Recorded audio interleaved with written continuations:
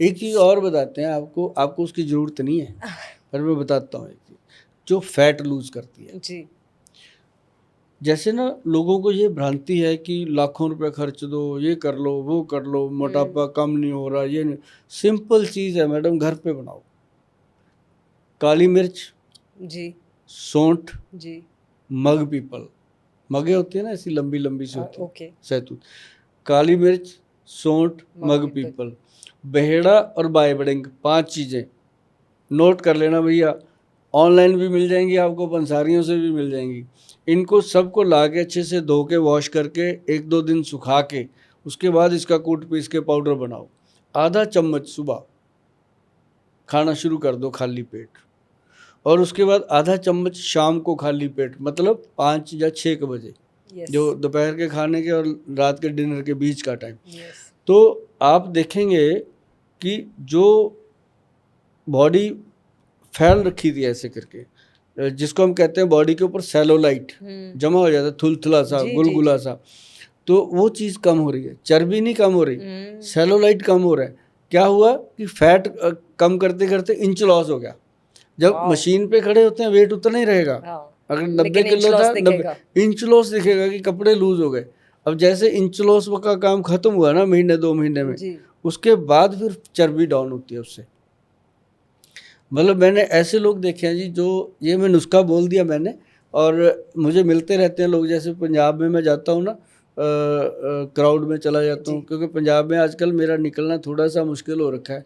वहाँ लोग काफ़ी इकट्ठे हो जाते हैं, मैं जहाँ भी जाता हूँ कंसल्टेशन शुरू हो जाती है। ट्रेन में बैठ के आना बंद हो गया मेरा, नहीं ट्रेन में मेरे पास इतने कंसल्टेशन हो जाती थी बैठे बैठे। तो मतलब कहने का कि पंजाब में जब लोग मुझे मिलते हैं ना जी, बताते हैं कि गोयल साहब हमने आपका वो मोटापे वाला नुस्खा बनाया, मेरा 8 किलो वजन कम हो गया। तो मैडम वहाँ से मुझे एनर्जी मिलती है जी, बिल्कुल। मुझे लगता है मैंने समाज के लिए कुछ किया है ना। आदमी साथ में होता है, मैडम मेरे साथ खड़ी होती है, उसको फ़ोन पकड़ा है, फ़ोटो खींच, वो बेचारा फ़ोटो खींचता है उसकी मेरे साथ। तो मुझे प्राउड फील होता है कि मेरी इतनी बहनें और इतने जीजे साथ में फ्री में मिले मुझे, है ना। तो मतलब कहने का कि ये चीज़ें कमाई जाती हैं मैडम। अभी जैसे आपने कहा कि आप फार्मूले बताते हो, फार्मूले मैं इसलिए बताता हूँ कि पूरा देश जब कोई विपदा आती है आर्मी के साथ खड़ा हो जाता है। पूरा देश एक दूसरे के साथ एकजुट हो जाते हैं। जैसे कोरोना आया था, एक दूसरे के साथ अंदर से एकजुट था, लेकिन वैसे दूर दूर से बात करते थे लोग। एक दूसरे के साथ जब हम इतना प्रेम करते हैं मुसीबत में, तो यार हर वक्त करो ना, अपने देश के लोगों के लिए कुछ करो। बस ये है दिमाग में मैडम। अभी देखो 60 साल के हो गए, कितने साल और रहेंगे, 60 और रह जाएंगे, है ना। तो अच्छी बात है ना, तो 60 और रहने की इच्छा पता है क्यों है? कि लोगों की दुआएं इतनी हैं जी। लगता है कि लोग मुझे दुनिया से जाने नहीं देंगे, और लेकिन हर एक आदमी को जाना है, चाहे वो धर्मेंद्र, चाहे अमिताभ बच्चन, चाहे कोई, सबकी हेल्थ देखो। उनके पास कौन सी ऐसी सुविधा नहीं है जिससे वो अपने आप को रोक लेते, लेकिन सबका समय समय पे देखो, सभी की हेल्थ डाउन होती है, तो शरीर डाउन, शरीर जो है ये अपना काम करता है। ये तो ऐसे सेलिब्रिटी हैं जिन्होंने अपने आप को फिट रखा हुआ है, ही मैन जैसे, तो ये चल रहे हैं, लेकिन आम लोगों का तो बहुत बुरा हाल है। आम लोग तो 60-65 में लुटक रहे हैं। क्यों? करते ही कुछ नहीं, दारू पी, रात को सो लिए, बीवी को गालियां दे दी, बच्चों को सुबह पलोस लिया, चलो ऐसे ज़िंदगी चल रही है। तो मतलब कहने का कि जो चीज़ें ना आज मैंने शेयर कर दी मैडम आपके साथ बैठ के, मैं हमेशा करता रहता हूँ, और मेरी यही इच्छा है कि जो भी लोग इन चीज़ों को यूज़ करते हैं, वो जब थैंक यू करते हैं, वो थैंक यू मेरे पास पहुंचते हैं मैडम, मुझे पता चल जाता है। मेरा शरीर जब सुबह बेड से मैं उठता हूँ ना जी, तो मुझे उस दिन पता चल जाता है कितने लोगों के मेरे को आशीर्वाद मिले हुए हैं। पैर हल्के होते हैं, शरीर हल्का होता है, बेड पे लेटते ही मुझे नींद आती है, सुबह फटक से नींद खुलती है। मैं अपना एक 40-45 मिनट का सुबह योगा वगैरह करता हूँ, बस वही मैं अपने आप को देता हूँ। अदरवाइज 18 घंटे मैं लोगों को देता हूँ जीवन के, और ये जब तक जान में जान है देते रहेंगे, और नुस्खे भी देते रहेंगे। वाह सुभाष जी, अमेजिंग अमेजिंग। मुझे लगा नहीं था जब मैं आई थी बातचीत करने कि मुझे एक ऐसे इंसान मिलेंगे जो आई मीन इतने सेल्फलेस होंगे। सेल्फलेस की तो एक बात है, लेकिन इतने नॉलेजेबल, इतना नॉलेज होना, स्पेशली आयुर्वेद जैसी चीज़ में, और उसके बाद भी उसका आप ऐसे ऐसी बातें नहीं कर रहे हैं कि आप उसका बिजनेस बना रहे हैं, आप लोगों की हेल्प ही कर रहे हैं उससे। बिजनेस बना के करेंगे क्या, है ना। सो इट्स अमेजिंग, कोठी बना लेंगे, बहुत अच्छा लगा। कोठी बना लेंगे, उसके साथ और बड़ी कोठी बना लेंगे, उसके साथ और बड़ी फैक्ट्री लगा लेंगे, कुछ नहीं होना। जैसे मेरे क्लिनिक में गरीब लोग भी आते हैं, मैं तो उनको यही दुआ दाद देता रहता हूँ कि तुम्हारी हिम्मत कैसे पड़ गई। वो आके कहते हैं ना कि गोल साहब बिल बन गया, मेरे पास पैसे नहीं थे, मुझे पता था कि आपकी दवाइयाँ महंगी हैं। मैं कहा महंगी नहीं है, शुद्ध हैं, प्योर है। और कहता फिर भी इतना रश है जी बाहर, 4-4 घंटे की वेटिंग है मैडम। अगर किसी को 12 बजे की अपॉइंटमेंट है, 4 बजे आती है, इतनी वेटिंग है। कहते फिर भी गोयल साहब, मैं कहा भी है। तो जो लोग अफोर्ड नहीं ना कर सकते मैडम, मैंने उनके लिए स्पेशली किया हुआ है। मेरे पास टोटल NRI जो भी इंडिया आता है वो मुझे मिलना चाहता ही चाहता है, मैं मिलता भी हूँ। और उनको मेरा बोला हुआ है, NRIs को बोल देता हूँ कि भाई आप अफोर्ड कर सकते हो, मेरे पास महीने में 15-20 लोग ऐसे आते हैं, क्या कर सकते हैं। कहते हैं या फ़ोन करना, पेशेंट किसे बात करा देना, हम पैसे आपको डाल देंगे। ऐसे काम भी करवाता हूँ जी मैं। मतलब मैं गरीब आदमी को भी वापस नहीं जाने देता। और इसीलिए शायद वो हिम्मत करके आ जाते हैं, एक दूसरे को बताते हैं तू जा सही, तेरा काम हो जाएगा। तो ये बड़ी बात होती है मैडम, बहुत बड़ी बात होती है। क्योंकि पैसा कमाना, क्योंकि हम ना शुरू से बचपन से ही बाबा नानक देव जी को बहुत मानते हैं जी, पंजाब के टच में है। और नानक बाबा तो सबका गुरु है। तो उनका ना एक फ़लसफ़ा है, आपको मैं बताता हूँ, शायद आपको पता भी होगा, आप भी विद्वान हैं। तो उनका एक फ़लसफ़ा है जो मैंने बचपन से ही लिखा हुआ है। उनका फ़लसफ़ा है नाम जपो, वंड छको और किरत करो। मतलब अपना कर्म काम ईमानदारी से करो, जो आता है उसको मिल बांट के खाओ। और ये एक बहुत बड़ा फ़लसफ़ा है जी। और साथ में उन्होंने कहा कि नाम जपो, अपने भगवान का नाम जपते रहो।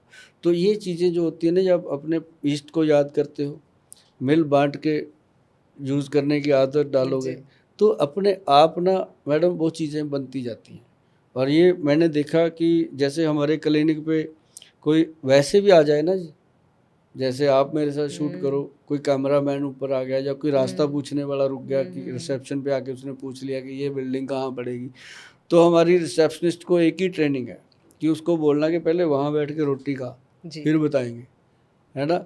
तो मतलब हमारे लंगर हमेशा चलता है, भोजन हमेशा, जो भी जहाँ से आता है, दूर दूर से लोग आते हैं, अभी बॉम्बे से भी आते हैं जी लोग, मतलब कोई कहाँ से आ रहा है, तो उनके खाने की व्यवस्था कंप्लीट है, क्योंकि उसने 4-5 घंटे बैठना होता है हमारे पास, और फ्री कैंटीन है जी।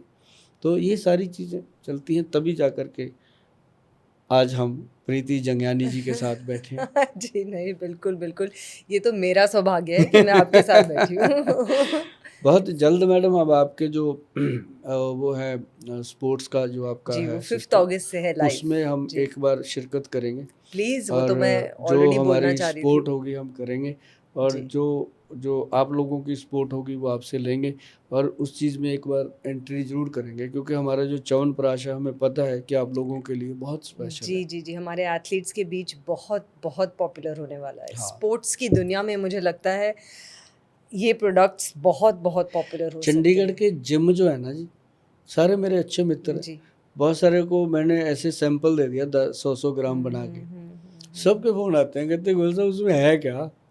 जी, या बिल्कुल बिल्कुल जी, जो हमारा खेल है ना आर्म रेसलिंग, हाँ पंजा, हाँ। वो देश से जुड़ा हुआ, मिट्टी से जुड़ा हुआ खेल है। जो हमारे एथलीट्स हैं वो फार्मर्स हैं, या कभी कभी जिम ट्रेनर्स हैं, या घर पे काम करती हुई हाउसवाइफ्स हैं, छोटे छोटे गांव से आते हैं, उनकी कहानियाँ सुनिए आप।